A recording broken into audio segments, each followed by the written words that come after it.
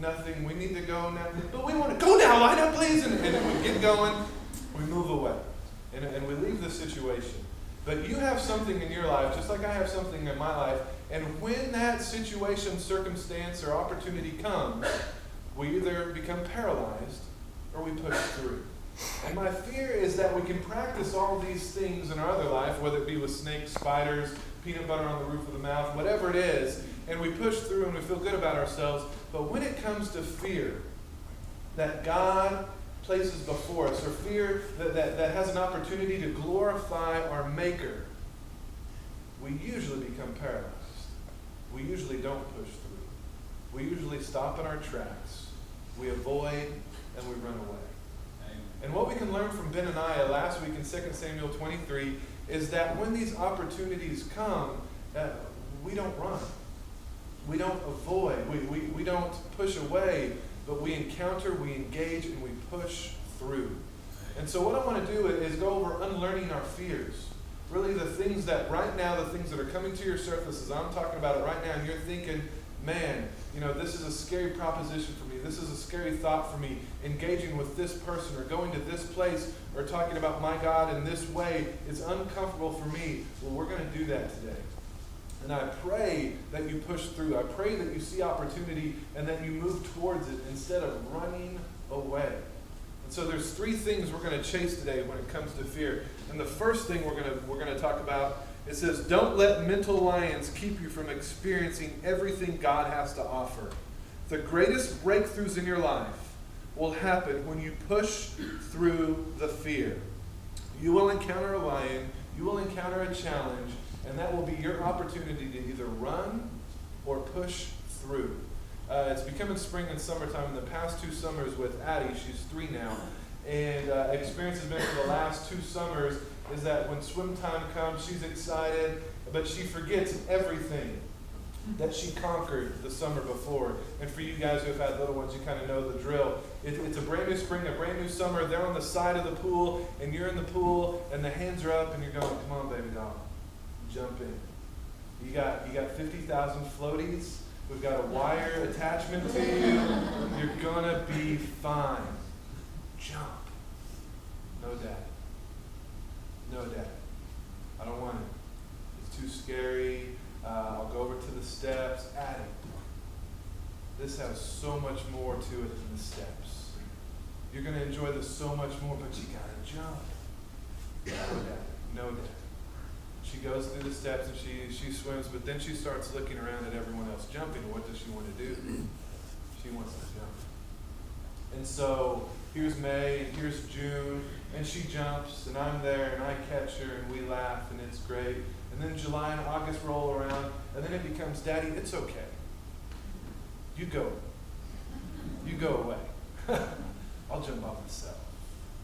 And this courage and this bravery, this experience and this faith is now instilled in her heart that when she comes to a body of water, she's okay. And then the fall and the winter and all that hits, and then we start all over again. And I think that's kind of the spiritual cycle with many of us. We have great opportunities and we jump and we see God move in amazing ways we've never seen before, and then we kind of take time off.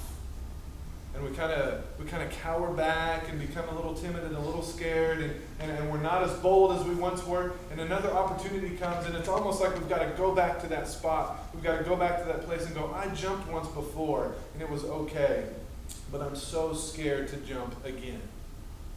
And many of us never jump. We never go again. We just quit. We stop. We avoid, and we run away.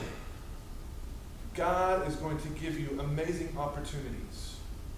And you must be willing to jump, whether you did it the day before or the year before. Whenever those times come, we've got to chase the lion into the pit. Fear was a big factor in Scott and I in this endeavor. You want to talk about a scary move. 2 guys with families at an established place, an established church, all this stuff. There was a lot of fear. There was a lot of faith, and faith won over fear. But there will be scary moments in your life where there are amazing opportunities awaiting, but you must take the step and jump into the water. And God will be there to catch you and laugh with you and cry with you. And then there will be points, maybe you're jumping and you're like, it's okay. I know you're there, but I'm all right. But that comes from the practice of pushing through, engaging, seeing opportunity and seizing it, not avoiding it. We learn that from Benaniah in 2 Samuel 23. A great verse talking about God and what he's wanting to do with our fear is 1 John 4:18. There is no fear in love, but perfect love drives out fear.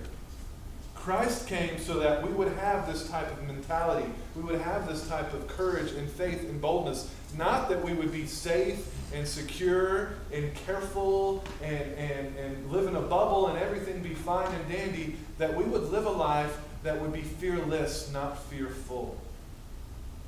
That is why Christ came. That we would have hope instead of being frightened. That we would have boldness instead of cowering back.